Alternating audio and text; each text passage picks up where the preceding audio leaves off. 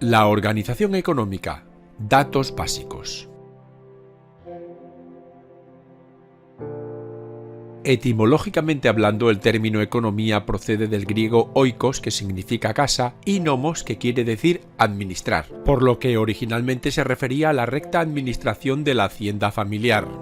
Pero con el transcurso del tiempo empezó a utilizarse para significar la administración política de todos los recursos de una comunidad o estado, y hoy en día se define como el estudio de la manera en que los seres humanos y las sociedades utilizan unos recursos escasos para obtener distintos bienes y distribuirlos entre las diversas personas que componen la sociedad.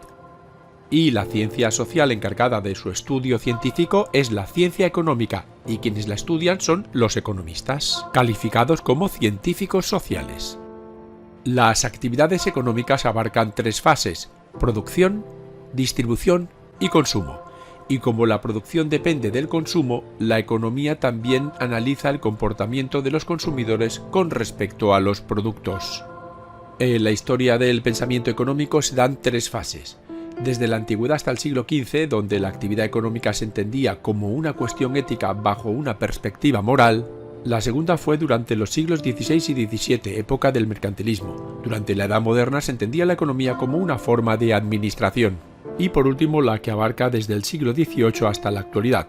Aquí la economía se entiende más bien como una ciencia, especialmente de la mano del economista escocés Adam Smith con su obra La riqueza de las naciones, un documento trascendental publicado en 1776. Los factores de producción son los medios utilizados para la elaboración de productos y servicios, y estos son los siguientes: trabajo, tierra, capital y tecnología. El trabajo constituye el mercado laboral. La tierra son los recursos naturales empleados en el proceso productivo, proporciona por tanto las materias primas y las fuentes de energía. El capital son los bienes disponibles destinados a la producción de otros bienes vinculados estrechamente con los beneficios. Y la tecnología es el conjunto y métodos de trabajo incorporados al proceso productivo que permiten incrementar la productividad de los trabajadores. Los agentes económicos son el sector privado, el público y la economía social. El primero es parte de la economía que busca el lucro en su actividad y que no está controlada por el Estado. El público es un conjunto de organismos administrativos mediante los cuales el Estado cumple o hace cumplir la política o voluntad expresada en las leyes del país. Y la economía social y solidaria es el modo de hacer economía organizando de manera asociada y cooperativa la producción, distribución, circulación y consumo de bienes y servicios. Se refiere a las relaciones de producción y de distribución que están organizadas por el principio de solidaridad y no persiguen el lucro, estando a medio camino entre el sector privado y el público. La teoría de los tres sectores económicos fue formulada por los economistas Colin Clark, Jean Fourastier y Alan George Barnard Fisher. Esta teoría dice que el primario produce, el secundario transforma y el terciario distribuye y consume. Vamos a proceder a conocer estos sectores económicos, que son la división de la actividad económica de un Estado en los sectores primario, secundario, terciario y cuaternario. El primario está formado por las actividades económicas relacionadas con la recolección o extracción y la transformación de los recursos naturales con poca o ninguna manipulación. El secundario es el sector de la industria que transforma la materia prima extraída o producida por el sector primario en productos de consumo o también en bienes de equipo.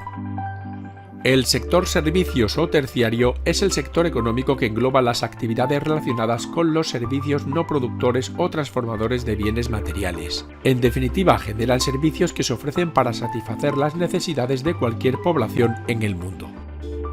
Y el cuaternario es una parte de la economía cuyas características más mencionadas son basarse en el conocimiento y ofrecer servicios imposibles de mecanizar, tales como la generación e intercambio de información, tecnología, consultoría, educación, investigación y desarrollo, planificación financiera, entre otros servicios, o actividades principalmente de carácter intelectual. Esta ciencia puede abordarse desde dos enfoques diferentes, el microeconómico y el macroeconómico. El primero se aproxima a los comportamientos básicos de los agentes económicos individuales como la familia, los consumidores o las empresas, mientras que el segundo analiza los procesos agregados o globales como el empleo, la inflación o el comercio internacional. En ambos casos se formulan toda una serie de preguntas para cualquier actividad económica, que serían las siguientes: ¿qué productos se van a producir? ¿En qué cantidad? ¿Cómo van a ser producidos? ¿Para quién deben producirse? ¿Y cómo van a distribuirse? La respuesta a estas preguntas parte de la inexorable ley de la escasez, que producir cómo y para quién no sería un problema si los recursos fueran ilimitados o si los deseos humanos se satisfacieran plenamente. La ley de la escasez afecta a los denominados bienes económicos que son limitados y no a los bienes libres que son ilimitados como el aire o la arena en el desierto. Pero la escasez de recursos obliga a las personas a elegir entre diferentes alternativas, y la decisión de crear un producto concreto implica producir menos o nada de otros. Por eso, todas las sociedades se enfrentan al problema básico de decidir aquello a lo que están dispuestos a renunciar.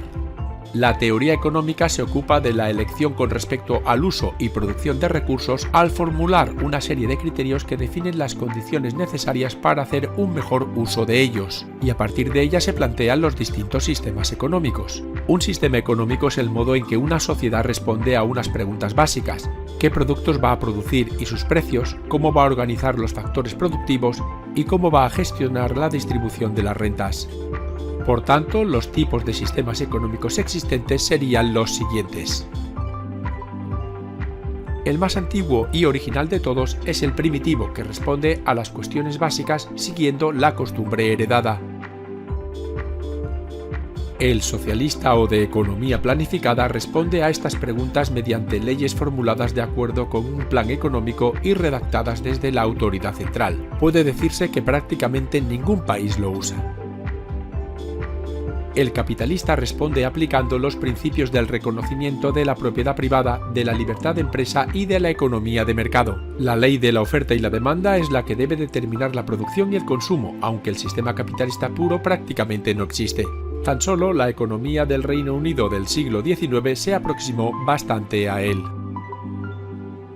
Y el mixto es el más usado actualmente por casi todos los países, mezclando elementos de mercado, de planificación e incluso de tradición. Un claro ejemplo sería España. El título 7 de nuestra Constitución define el modelo económico en base al reconocimiento de la propiedad privada, la libertad de empresa y la economía de mercado, con leves matizaciones sobre la subordinación de la riqueza al interés nacional y la distribución más justa de esta mediante unos impuestos progresivos. Eso sí, el Estado se reserva el poder de planificar la actividad económica general e intervenir en ella al dirigir la política monetaria. Y finalmente comentaremos los principales objetivos sociales que perseguiría la economía. Estos son los siguientes: estabilidad económica, pleno empleo, crecimiento económico sostenido sin variaciones drásticas, equidad económica, eficiencia económica, libertad económica, crecimiento económico, seguridad económica y distribución satisfactoria de los ingresos.